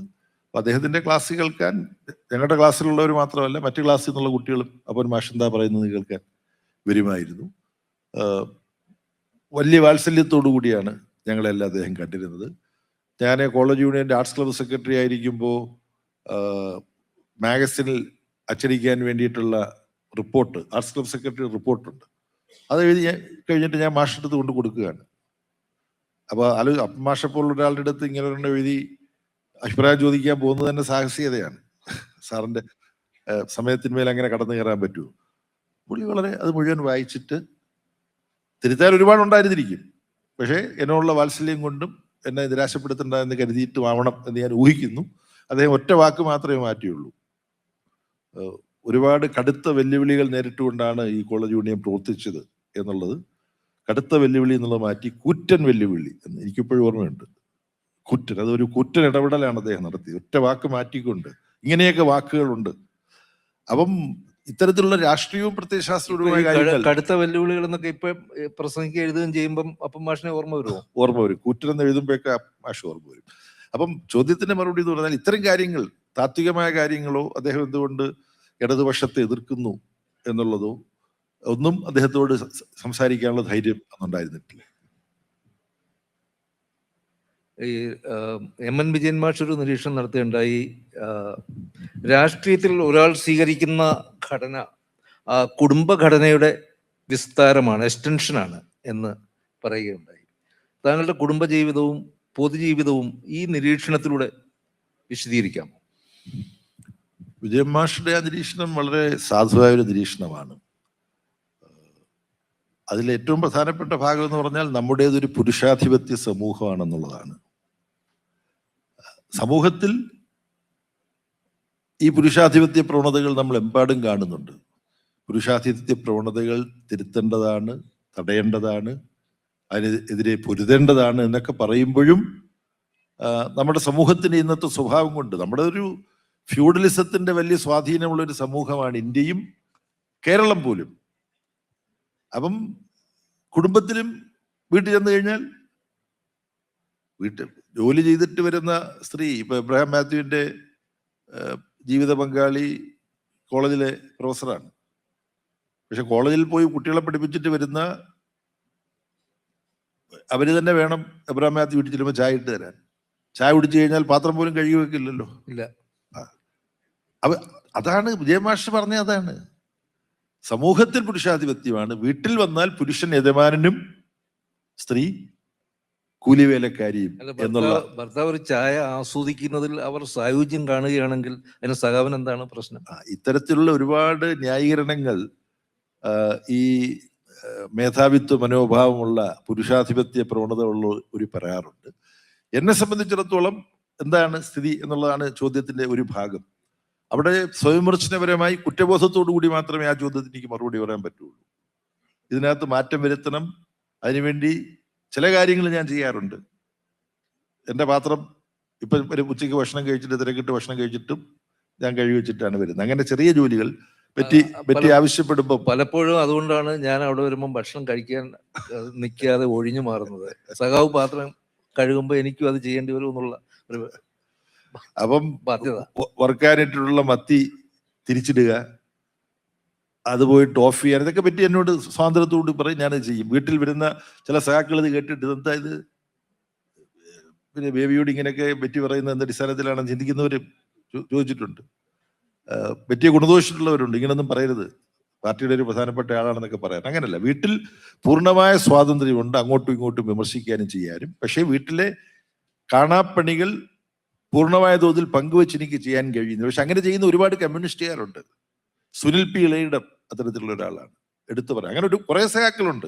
അതിൽ പ്രസിദ്ധനായ ഒരാളുടെ പേര് ഞാൻ പറയുകയാണ്. ഊഴം വെച്ച് വീട്ടിൽ മുറ്റമടിക്കുന്ന ജോലി മുതൽ പാത്രം കഴുകുന്നത്, ഒന്നോ രണ്ടോ പാത്രം കഴുകുന്നതല്ല, ഭാര്യയെ എല്ലാ തരത്തിലും വീട്ടിൽ അത് സഹായിക്കാൻ കഴിയും. അപ്പൊ കമ്മ്യൂണിസ്റ്റുകാരെന്ന് പറഞ്ഞാൽ ജീവിതത്തിലും വ്യത്യസ്തരാണ് എന്ന് നമുക്ക് ചെറിയ തോതിലും വലിയ തോതിലും തെളിയിക്കാൻ കഴിയണം. അതിൽ എന്നെ സംബന്ധിച്ചിടത്തോളം സ്വയംവിമർശനപരമായി ഞാൻ ഇനിയും അക്കാര്യത്തിൽ തിരുത്തലുകൾ വരുത്തേണ്ടതുണ്ട് എന്നാണ് ഞാൻ തിരിച്ചറിയുന്നത്. അപ്പോൾ ഈ ഇവിടെ ഇരിക്കുന്ന സഹൃദയരായ സുഹൃത്തുക്കൾക്ക് ചോദ്യങ്ങൾ ചോദിക്കാൻ കൂടി ഒരു അവസരമുണ്ട്. ഈ കഥയുടെ പേര് ഞാൻ ആദ്യമേ സൂചിപ്പിച്ചുകൊണ്ട് ദൈവം നടന്ന വഴികൾ എന്നായിരുന്നു. ഞാൻ അനുബന്ധമായ ഒരു കാര്യം കൂടെ പറഞ്ഞുകൊണ്ട് ഞാൻ അത് കൺക്ലൂഡ് ചെയ്യുകയാണ്. വളരെ വർഷങ്ങൾക്ക് മുമ്പ് ശ്രീ നരേന്ദ്രപ്രസാദും സഖാവ് എം.എ. ബേബിയും തമ്മിൽ ഒരു സ്വകാര്യ സംഭാഷണത്തിൽ ദൈവത്തെക്കുറിച്ച് ഒരു തർക്കം നടത്തിയപ്പോൾ ഞാൻ ഒരു ദൃക്സാക്ഷിയായി ഉണ്ടായിരുന്നു. ദൈവം ഇല്ല എന്ന് ശ്രീ ബേബി ആവർത്തിച്ചു. അപ്പോൾ നരേന്ദ്രപ്രസാദ് അങ്ങനെ ആവർത്തിക്കാൻ പ്രോത്സാഹിപ്പിച്ചുകൊണ്ട് പറഞ്ഞു, താങ്കൾ ദൈവം ഇല്ല എന്ന് പറയുന്നത് താങ്കൾ ഒരു ഏകദൈവ വിശ്വാസി ആയിരുന്നത് കൊണ്ടുള്ള ഒരു ബോധ്യത്തെ കുടഞ്ഞു കളയാനുള്ള ബോധപൂർവമായ ശ്രമമാണ്. അപ്പോൾ തീർച്ചയായും താങ്കൾ ഒരു ഏകദൈവ വിശ്വാസി ആയിരുന്നു, അല്ലെങ്കിൽ താങ്കൾ വീണ്ടും ഒരു ഏകദൈവ വിശ്വാസത്തിന്റെ അംശങ്ങൾ താങ്കളുടെ ഉള്ളിൽ സ്ഥിരീകരിക്കപ്പെടാതെ കിടക്കുന്നു എന്ന് നരേന്ദ്രപ്രസാദ് ഞാൻ അന്ന് പറഞ്ഞത് ഞാൻ ഇപ്പോൾ ഓർക്കുന്നു. അതിനുള്ള മറുപടി അല്ല, എന്നെ സംബന്ധിച്ചിടത്തോളം ദൈവം ഒരു തർക്ക വിഷയമോ ചർച്ചാ വിഷയമോ ആക്കേണ്ടതില്ല എന്നുള്ളതാണ്. എന്നെ സംബന്ധിച്ചിടത്തോളം ഈ പ്രപഞ്ചത്തിന്റെ ശക്തിയാണ്, പ്രപഞ്ചമാണ് ശക്തി, ആ പ്രപഞ്ചത്തിന്റെ ഭാഗമാണ് നമ്മൾ ഓരോരുത്തരും. ഇന്ത്യൻ ദർശനത്തിൽ അത് നീ തന്നെ എന്നുള്ള ആശയമുണ്ട്, ഇല്ലേ? അങ്ങനെ പല ആശയങ്ങളും ഉണ്ട്. എന്നെ സംബന്ധിച്ചിടത്തോളം ഏറ്റവും പ്രധാനം മനുഷ്യനും പ്രകൃതിയുമാണ്. മനുഷ്യൻ മാത്രമല്ല, പണ്ട് മനുഷ്യനായിരുന്നു, സകലതും മനുഷ്യ കേന്ദ്രീകൃതമായിരുന്നു. പക്ഷെ പ്രകൃതിയുടെ ഭാഗം മാത്രമാണ് മനുഷ്യൻ. പ്രകൃതി ഇല്ലാതെ മനുഷ്യനില്ല. അപ്പൊ പ്രകൃതിയുടെയും മനുഷ്യന്റെയും അസ്തിത്വം അതിലൂന്നിക്കൊണ്ട്, ആ പാരസ്പര്യത്തിലൂന്നിക്കൊണ്ട് മനുഷ്യ സംരക്ഷണവും പ്രകൃതി സംരക്ഷണവും എങ്ങനെ സാധ്യമാവും അതിലൂന്നുക. അതിനിടയ്ക്ക് ദൈവത്തെക്കുറിച്ച് ചർച്ച ചെയ്യേണ്ടവർക്ക് ചർച്ച ചെയ്യാം. ചർച്ച ചെയ്യുന്നവരോട് പറയും, എൻ്റെ ബോധ്യത്തിൽ അങ്ങനെ ഒരു സർവശക്തനായ ദൈവമൊന്നുമില്ല. സർവശക്തനായ ദൈവം ഉണ്ടെങ്കിൽ ഈ ഗസയിലെ ഈ കുഞ്ഞുങ്ങൾ ഇങ്ങനെ അരിങ്കുല ചെയ്യപ്പെടേണ്ട വല്ല കാര്യമുണ്ടോ? സർവശക്തനായ ദൈവം ഉണ്ടെങ്കിൽ, എല്ലാത്തിലും ഇടപെടുന്ന, ഒരു ഇല കൊഴിഞ്ഞാൽ അതുപോലും അറിയുന്ന സർവശക്തൻ എന്നാണല്ലോ ദൈവത്തിനുള്ള നിർവചനം. അപ്പം അതിനെക്കുറിച്ച് എനിക്ക് വ്യക്തമായ ബോധ്യമുണ്ട്. പക്ഷെ അതൊരു തർക്ക വിഷയമാക്കേണ്ടതില്ല എന്ന അഭിപ്രായം. തർക്ക വിഷയമാക്കുന്നത് സമൂഹത്തിൽ സമത്വം സ്ഥാപിക്കാൻ വേണ്ടിയുള്ള പ്രവർത്തനങ്ങൾക്കും സമരങ്ങൾക്കും ഇതിന്റെ പേരിൽ പിളർപ്പുണ്ടാക്കുക, ദൈവം ഉണ്ടോ ഇല്ലയോ എന്നുള്ളതിനെ കുറിച്ച് തർക്കം ചെയ്ത് പിളർപ്പുണ്ടാക്കുക, അതിന് ഞാനില്ല എന്നുള്ളതാണ് ഇപ്പൊ എന്റെ നിലപാട്. അപ്പൊ ദൈവം ഉണ്ടായിരിക്കാം, ഇല്ലായിരിക്കാം. ഇല്ലായിരിക്കുന്നതാണ് ദൈവത്തിന്റെ അന്തസ്സിന് നല്ലത് എന്ന് കേട്ടിട്ടുണ്ട്. അപ്പോൾ ആ ഒരു നിഗമനത്തോടു കൂടി അവസാനിപ്പിക്കാം ആ വിഷയം എന്ന് തോന്നുന്നു. ആ കഥയെ മുൻനിർത്തിയുള്ള പ്രതികരണങ്ങൾ പ്രതീക്ഷിക്കുന്നു. അത് ചോദിക്കാവുന്നതാണ്.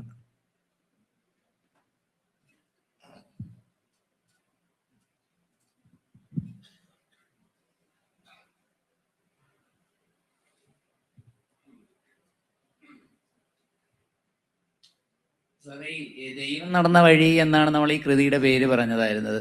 ഇപ്പോ ബേബി സാറ് പറഞ്ഞപ്പോൾ തന്നെ തുടക്കത്തിൽ പറഞ്ഞത് താങ്കൾ ആദ്യം ഒരു ദൈവവിശ്വാസിയായിരുന്നു, പിന്നീട് അവിടെ നിന്ന് യുക്തിവാദത്തിലേക്ക് വന്നു, പിന്നെ അവിടെ നിന്ന് കമ്മ്യൂണിസ്റ്റ് ആയി എന്നാണ് പറഞ്ഞത്. യഥാർത്ഥത്തിൽ എൻ്റെ ചോദ്യം, ഒരാൾക്ക് അടിയുറച്ച ഒരു ദൈവവിശ്വാസി ആയിരിക്കുമ്പോൾ തന്നെ അയാൾക്ക് കമ്മ്യൂണിസ്റ്റ് കൂടിയാവാൻ കഴിയുമോ ഇല്ലയോ എന്നുള്ളതാണ്. മറ്റാരെയും ഉദ്ധരിക്കേണ്ട കാര്യമില്ല. ഞാൻ പ്രവർത്തിക്കുന്ന പാർട്ടിയുടെ അഭിപ്രായം അസന്നിഗ്ധമാണ്. ഒരു മതത്തിൽ ആത്മാർത്ഥമായി വിശ്വസിക്കുന്നയാൾക്ക് CPIM-ൽ പ്രവർത്തിക്കാം. ദൈവത്തിൽ അടിയുറച്ച് വിശ്വസിക്കുന്നവർക്ക് CPIM-ൽ പ്രവർത്തിക്കാം. ദൈവങ്ങളിൽ വിശ്വസിക്കുന്നവർക്ക്, ഇപ്പം ഒന്നിലേറെ ദൈവങ്ങളെ കുറിച്ചുള്ള സങ്കല്പമുണ്ട്, അവർക്ക് കമ്മ്യൂണിസ്റ്റ് പാർട്ടി അംഗമാകാനും അതിന്റെ ഭാഗമായി പ്രവർത്തിക്കാനുമുള്ള പൂർണ്ണ സ്വാതന്ത്ര്യമുണ്ട്. ഇത് ഒരുപാട് സന്ദർഭങ്ങളിൽ പറഞ്ഞിട്ടുള്ളതാണ്. EMS ചോദ്യോത്തരങ്ങളിൽ പറഞ്ഞിട്ടുള്ളതാണ്. ലെനിൻ പറഞ്ഞിട്ടുള്ളതാണ്. ഇനി കാറൽ മാർക്സ് പറഞ്ഞിട്ടുള്ളതാണ്. 1864 നൂറ്റാണ്ടുകൾക്ക് മുമ്പ് ഇന്റർനാഷണൽ വർക്കിംഗ് മെൻസ് അസോസിയേഷൻ ഉണ്ടാക്കിയപ്പോൾ അവിടെ ചർച്ച ചെയ്ത ഒരു വിഷയം, ഇന്റർനാഷണൽ വർക്കിംഗ് മെൻസ് അസോസിയേഷനിൽ അംഗങ്ങളാകുന്നവർ നിരീശ്വരവാദികളായിരിക്കണമെന്ന് ഒരാൾ വാദിച്ചു. അദ്ദേഹത്തിന്റെ പേര് ബെക്കുനിൻ എന്നാണ്, മിഖായിൽ ബെക്കുനിൻ. റഷ്യൻ വിപ്ലവകാരിയാണ്. ഈ ഇന്റർനാഷണൽ വർക്കിംഗ് മെൻസ് അസോസിയേഷൻ ഉണ്ടായിരുന്നു.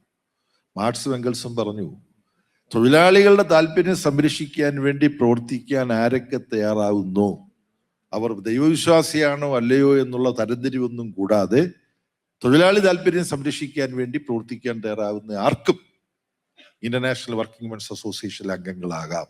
അതിന്റെ പേരിലാണ് ബെക്കുനിനും കൂട്ടരും ഈ ഇന്റർനാഷണൽ വർക്കിംഗ് മെൻസ് അസോസിയേഷന് പുറത്തേക്ക് പോയത്. അപ്പൊ പണ്ട് തന്നെ സെറ്റിൽ ചെയ്ത് കഴിഞ്ഞൊരു വിഷയമാണത്, തീരുമാനമെടുത്ത് കഴിഞ്ഞൊരു കാര്യമാണ്.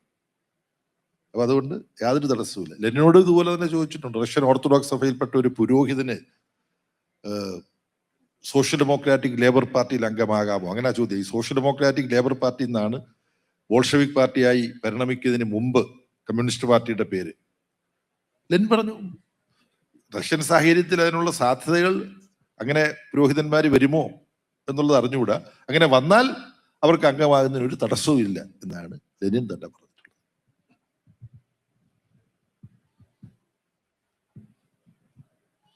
അത് ഈ കനപ്പെട്ടതാണ്ട് ഗോവിന്ദ മാഷയ്ക്ക് എത്തിയിട്ടുണ്ട്. അടുത്ത 3 മണിക്കടുത്ത് തുടങ്ങേണ്ടത് സമയം അതിക്രമിച്ചത് കൊണ്ടും മറ്റു ചോദ്യങ്ങൾ.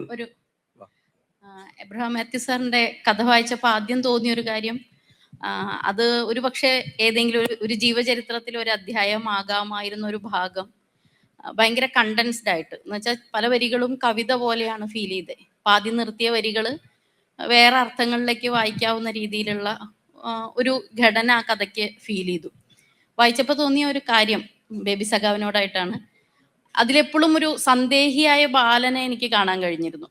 പള്ളിയിലേക്ക് നിർബന്ധിച്ചു കൊണ്ടുപോകുന്ന അമ്മയും പള്ളിയിലേക്ക് വരാൻ അച്ഛൻ കൊണ്ടുവരാൻ ആവശ്യപ്പെടുന്ന അച്ഛൻ, വരില്ല എന്ന് പറയുന്ന ഒരു അച്ഛൻ. ഇന്ത്യയെ കണ്ടെത്തൽ അധ്യായം വായിച്ചു കൊടുക്കും, അതിലെ വരികൾ പറഞ്ഞു കൊടുക്കുന്ന അച്ഛൻ സദൃശ്യ വാക്യങ്ങൾ വായിക്കാനും കൊച്ചച്ഛനാവാനും ഒക്കെ നിർബന്ധിക്കുന്ന സ്ട്രക്ചേർഡ് ആയിട്ടുള്ള സാർ ഇവിടെ പറഞ്ഞ പോലെ ക്രൈസ്തവ ദർശനങ്ങളല്ല, മതം എന്നുള്ള ഒരു സ്ഥാപനം അപ്പുറത്തുണ്ട്. അപ്പോൾ ഇതിൻ്റെ ഇടയ്ക്ക് ആ ഒരു ബാലന്റെ സന്ദേഹങ്ങൾ എങ്ങനെയായിരിക്കാം, എങ്ങനെയാണ് അങ്ങനെ ഒരു ബാലൻ പിന്നീട് പരിവർത്തിച്ച് ഇതുപോലെ കഥയിലെ ദൈവം അവസാനം നടന്ന വഴി എന്ന് പറയുന്നത് അത് അമ്മയാണ്, അതപ്പുറത്തേക്ക് ഒരു ദൈവമില്ല എന്ന് പറയണതിലേക്ക് എങ്ങനെയാണ് പരിണമിച്ചത്, സന്ദേഹിയായ ബാലന്റെ ആ ഒരു പരിണാമം എങ്ങനെയായിരുന്നു എന്നാണ് എനിക്ക് ആ കഥ വായിച്ചപ്പോൾ ഞാൻ അത്ഭുതം കൂറിയ ഒരു കാര്യം. അല്ല, അങ്ങനെ ഒരു സന്ദേഹിയായിരുന്നു എന്നുള്ളത് എന്നെ ഇപ്പൊ സന്തോഷിപ്പിക്കുന്ന ഒരു കാര്യമാണ്. ഒരു സന്ദേഹവും ഇല്ലാതെ എന്തിലെങ്കിലും ഇതാണ് ശരി എന്ന് പറഞ്ഞ് അങ്ങോട്ട് പോകുന്നത് വലിയ അബദ്ധമാണ്. തുടർച്ചയായി സന്ദേഹിയായിരിക്കുക എന്നുള്ളതാണ് നമ്മൾ മാറ്റത്തിന് വേണ്ടി പ്രവർത്തിക്കുന്ന ഒരു പോരാളിയാണെങ്കിൽ നമ്മൾ ചെയ്യേണ്ട ഒരു കാര്യം. നമ്മുടെ കാരണവരെ എല്ലാത്തിനും ഉദ്ധരിക്കുന്ന ശരിയല്ല. കാർൽ മാർക്സിനോട് അദ്ദേഹത്തിന് ഏറ്റവും ഇഷ്ടപ്പെട്ട ഒരു സമീപനം എന്താണ് എന്ന് ചോദിക്കുമ്പോൾ അദ്ദേഹം പറയുന്നത് എല്ലാത്തിനെയും സംശയിക്കുക, ചോദ്യം ചെയ്യുക എന്നുള്ളതാണ്. എന്തിൻ്റെ അടിവേരിലേക്ക് പോവുക, അതിൻ്റെ എല്ലാ സമഗ്രതയിലും ഓരോന്നിനും നോക്കിക്കാണുക, വിമർശന വിധേയമാക്കുക. അപ്പൊ എനിക്കെല്ലാം ക്ലിയറാണ്, എല്ലാം വ്യക്തമായി കഴിഞ്ഞു, ഇത് തന്നെയാണ് ഇത്. നമുക്ക് വ്യക്തമാവുന്ന കാര്യങ്ങളിൽ അടിയുറച്ച വിശ്വാസം ഉണ്ടാകണം. പക്ഷെ അതിനെയും സംശയിക്കാനും ചോദ്യം ചെയ്യാനും ചെയ്തു. ഇത് തന്നെയാണോ ശരി, നമ്മൾ കണ്ടതുപോലെ തന്നെയാണോ കാര്യങ്ങൾ, അങ്ങനെ സംശയിക്കുക, ചോദ്യം ചെയ്യുക എന്നുള്ളതാണ് കാർൽ മാർക്സിന്റെ ഏറ്റവും ഇഷ്ടപ്പെട്ട സമയം. കാർൽ മാർക്സ് ചെയ്തുകൊണ്ടിരുന്നത് അതാണ്. യഥാർത്ഥത്തിൽ വലിയ തോതിൽ ഇടപെട്ടുള്ളവരല്ല. മഹാത്മാഗാന്ധി സ്വയം സംശയിക്കുകയും ചോദ്യം ചെയ്യുകയും ചെയ്തുകൊണ്ടിരുന്നത്. രണ്ട് ധ്രുവങ്ങളിലുള്ള ആളുകളാണ് ദാർശനികമായി. പക്ഷെ സമൂഹത്തിൽ വലിയ തോതിൽ ഇടപെട്ടിട്ടുള്ളവരെല്ലാം സംശയിക്കുകയും ചോദ്യം ചെയ്യുകയും ചെയ്തിട്ടുള്ള ഒരാളാണ് EMS. സ്വന്തം നിലപാടിനെ അദ്ദേഹം നിരന്തരം വിമർശന വിധേയമാക്കിയിട്ടുണ്ട്. അപ്പൊ അതുകൊണ്ട് ചോദ്യം സന്ദേഹിയാകുക എന്നുള്ളത് ഏതൊരു മനുഷ്യന്റെയും സ്വഭാവമാകേണ്ടതാണ്. അപ്പം എബ്രഹാം മാത്യു എഴുത്തുകാരൻ ഒരു സന്ദേഹിയായ ബാലനായിട്ട് എന്നെ അവതരിപ്പിച്ചത് അതിനകത്ത് യാഥാർത്ഥ്യമുണ്ട്. എല്ലാത്തിനെ കുറിച്ച് ഞാൻ സംശയങ്ങൾ ചോദിക്കുമല്ലോ. അല്ലെ, ഞാൻ മാത്രമല്ല, കുട്ടികളെല്ലാം ചോദിക്കില്ല ഇതെന്താണ് അതെന്താണെന്നല്ലേ നമ്മളോട് ചോദിക്കുന്നു കുഞ്ഞുങ്ങൾ. അതൊരു മനുഷ്യ സ്വഭാവമാണ്. ആ സ്വഭാവത്തെ ശരിക്ക് കരിപ്പിടിപ്പിച്ചുകൊണ്ട് വരിക, ആവശ്യമുള്ള കാര്യങ്ങളിൽ സന്ദേഹിയാവുക. എതിലാണ് സന്ദേഹം ഉണ്ടാവേണ്ടത്, അതിലൊരു തെരഞ്ഞെടുപ്പ് വേണം. അപ്പൊ ആ നിലയിൽ എന്നെ സംബന്ധിച്ചിടത്തോളം പിന്നെ ബാല്യ കൗമാരകാലങ്ങളിൽ ഉണ്ടായ സന്ദേഹം, അതുകൊണ്ടാണ് കുറ്റിപ്പുഴ കൃഷ്ണപിള്ളി MC ജോസഫിനെയൊക്കെ വായിക്കാൻ വേണ്ടി പുറപ്പെട്ടത്. അവരുന്നയിച്ച ചോദ്യങ്ങളാണ് എന്നെ P ഗോവിന്ദപിള്ള പറയുന്നത് കേൾക്കുന്നതിലേക്ക് എത്തിച്ചത്. അപ്പൊ ആ ഒരു പരിണാമവും ജീവിതവും ഈ കഥയ്ക്ക് പിടിച്ചെടുക്കാൻ കഴിഞ്ഞു എന്നുള്ളതിൽ ഞാൻ എബ്രഹാം മാത്യുവിനോട് നന്ദി പറയുക. Thank you. അപ്പൊ നേരത്തെ പറഞ്ഞ പോലെ സന്ദേഹിയായ ബാലൻ എന്നുള്ള പ്രയോഗം സന്ദേഹം മാറിയ ബാലൻ തന്നെയാണ്. ബേബി എന്ന പേര് കൊണ്ട് തന്നെ അദ്ദേഹം അങ്ങനെയാണ് ഇപ്പോൾ. അപ്പൊ ഞാൻ അവസാനിപ്പിക്കുകയാണ്. ഒറ്റ ചോദ്യം കൂടിയേ ഉള്ളൂ. KP അപ്പൻ അദ്ദേഹത്തിന് പ്രായം കൂടിയപ്പോൾ ഉപയോഗിച്ചൊരു പ്രയോഗം, പ്രായം എന്നെ ശകാരിക്കാൻ തുടങ്ങി എന്നാണ്. താങ്കളെ പ്രായം ശകാരിക്കാൻ തുടങ്ങിയിട്ടുണ്ടോ? ജനലഴികൾ പിടിച്ച് പുറത്തേക്ക് നോക്കി നിന്നിട്ട് വിഷു വരും, വർഷം വരും, അപ്പോൾ ആരെന്തുമെന്നൊന്നും ആർക്കറിയാം എന്നൊക്കെയുള്ളത് മനസ്സിൽ ഓർക്കാൻ തുടങ്ങിയിട്ടുണ്ടോ?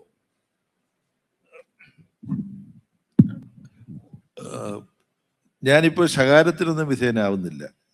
പ്രായം കൊണ്ട് കാലം വളരെ വാത്സല്യപൂർവമാണ് എന്നെ കൈകാര്യം ചെയ്തുകൊണ്ടിരിക്കുന്നത്. വാത്സല്യക്കുറവെന്ന് ആർക്കെങ്കിലും തോന്നാവുന്നത് ഈ അകാല നര ബാധിച്ചതാവും എന്ന് ഞാൻ വിചാരിക്കുകയാണ്. ഇത് പക്ഷെ ബാലനരയായിട്ട് കാണാവുന്നതേ ഉള്ളൂ എന്നാണ് എനിക്ക് അതിനെക്കുറിച്ച് പറയാനുള്ളത്. പക്ഷേ പ്രകൃതിക്ക് മനുഷ്യന്റെ മേലുള്ള വിജയമാണ് നമ്മളുടെ ഈ പ്രായം ചെല്ലലും പിന്നെ നമുക്ക് നമ്മുടേതായ പല സ്വഭാവവിശേഷങ്ങളും ഓർമ്മശക്തി ഉൾപ്പെടെയുള്ളത് നഷ്ടപ്പെടുന്നതും. ഓർമ്മശക്തിക്ക് വലിയൊരു പ്രശ്നം ഇതുവരെ ഉണ്ടായിട്ടില്ല. നേരത്തെ വൈലോപ്പള്ളിയുടെ വരികൾ അല്പം ശ്രമിച്ചപ്പോൾ ഓർത്തെടുക്കാൻ പറ്റി എന്നുള്ള വിധത്തിൽ അപ്പൻ മാഷിന്റെയും NN കക്കാടിന്റെയും ഒക്കെ രചനകളെ മുൻനിർത്തിയിട്ട് പറഞ്ഞു. അവരൊക്കെ മഹാപ്രതിഭകളാണ്. അത്തരത്തിലൊന്നും ആലോചിക്കേണ്ട സമയം ഇപ്പോഴും എനിക്കായിട്ടില്ല എന്നാണ്. തീർച്ചയായിട്ടും ഞാനതല്ല ഉദ്ദേശിച്ചത്. താങ്കൾ നിരന്തരം യാത്ര ചെയ്യുന്നു, ഒരിടത്തിരിക്കാൻ സമയം കിട്ടുന്നില്ല. ഇപ്പോഴത്തെ ഉത്തരവാദിത്വത്തിന്റെ അടിസ്ഥാനത്തിൽ ദേശീയ തലത്തിൽ രാജ്യത്തിന്റെ വിവിധ ഭാഗങ്ങളിൽ പോകുന്നു. അപ്പോൾ എപ്പോഴെങ്കിലും ജീവിത അന്ത്യത്തെക്കുറിച്ച് ചിന്തിച്ചിട്ടുണ്ടോ എന്നാണ് ഞാൻ വളച്ചു കെട്ടി ചോദിക്കാൻ തുടങ്ങിയത്. അങ്ങനെ തന്നെ ചിലപ്പോൾ വളച്ചു കെട്ടിയാൽ എന്നെ സംബന്ധിച്ചിടത്തോളം ഇന്നലെ രാത്രി ഡൽഹിയിൽ നിന്ന് പുറപ്പെട്ട് വെളുപ്പാങ്കാലത്ത് 2 മണിക്കാണ് എബ്രഹാം മാത്യു ആയിട്ടുള്ള ഈ പരിപാടിയിൽ കൂടെ പങ്കെടുക്കാൻ വേണ്ടി ഞാൻ എത്തിയത്. അപ്പോൾ പാർട്ടി ഓഫീസിൽ നിന്ന് നേരെ എയർപോർട്ടിലേക്ക് പോകുമ്പം അപ്പോൾ സഖാവെ 1 ദിവസം കഴിഞ്ഞ് തിരിച്ചെത്തും. അപ്പം ഞാൻ പറഞ്ഞു, ഞാൻ എയർ ഇന്ത്യയുടെ ഫ്ലൈറ്റിലാണ് പോകുന്നത്. അഹമ്മദാബാദ് ലണ്ടൻ ഫ്ലൈറ്റിന്റെ ഗതി ഞാൻ കയറുന്ന ഈ ഫ്ലൈറ്റിന് ഉണ്ടായില്ലെങ്കിൽ നമുക്ക് തിരിച്ചു വരുമ്പോൾ കാണാവുന്നത്. അപ്പൊ എന്തൊന്നാണ് ഇപ്പൊ ഞാൻ നല്ല അങ്ങനെ സംഭവിച്ചാൽ അനുശോചന പ്രമേയം എഴുതുമ്പോൾ ഞാനിത് പറഞ്ഞിട്ടാണ് പോയതെന്നും കൂടെ വേണമെങ്കിൽ നിങ്ങൾക്ക് ഉൾപ്പെടുത്താം എന്ന് പറഞ്ഞിട്ടാണ് ഞാൻ വന്നത്. അപ്പൊ മരണം ഏത് സമയവും സംഭവിക്കാമെന്നുള്ള യാഥാർത്ഥ്യം കണ്ടുകൊണ്ടാണ് ഞാൻ ചെയ്യുന്നത്. ഞാൻ ജീവിതാന്ത്യം എന്ന് പറഞ്ഞാൽ മരണമെന്നല്ല ഉദ്ദേശിക്കുന്നത്. ജീവിത സായാഹ്നം കുറച്ചുകൂടെ പ്രശാന്തമായ പുതിയ പുതിയ ചിന്തകളിലേക്ക് ആകൃഷ്ടനായ, പേരിൽ ബേബിയായ, ഒരുപാട് തിരിച്ചറിവുകളിൽ എത്തിയ ബേബി, അതാണ് ഉദ്ദേശിച്ചത്. അല്ല മരണം ദുരന്തമൊന്നും എൻ്റെ വിഷയമേ അല്ല. എന്നെ സംബന്ധിച്ചിടത്തോളം ഈ ചോദ്യം അതിന് ഉത്തരം തേടുമ്പം സജീവമായ പ്രവർത്തനമൊക്കെ മാറ്റിവെച്ച് ഇങ്ങനെ സാഹിത്യമൊക്കെ വായിച്ച് പാട്ടെല്ലാം കേട്ട് അങ്ങനെ ഒരു സായാഹ്ന, അതിനേക്കാളും നല്ലത് അനായാസം ഒരു പ്രവൃത്തിയിൽ ഏർപ്പെട്ടുകൊണ്ടിരിക്കുന്നതിനിടയ്ക്കുള്ളൊരു മരണം. അതായിരിക്കും എന്നെ സംബന്ധിച്ചിടത്തോളം കൂടുതൽ അഭികാമ്യമായിട്ട് ഞാൻ കരുതുന്നത്. ഞാനൊരു മരണ സ്പർശത്തോടു കൂടി ഈ അഭിമുഖം അവസാനിപ്പിക്കാൻ ഉദ്ദേശിക്കുന്നില്ല. താങ്കൾ ആ പേരുള്ളിടത്തോളം കാലം താങ്കൾ എന്നും ബേബി തന്നെ ആയിരിക്കും എന്നുള്ള കാര്യത്തിൽ യാതൊരു തർക്കവുമില്ല. ആശംസകൾ. വളരെ സന്തോഷം. Preview.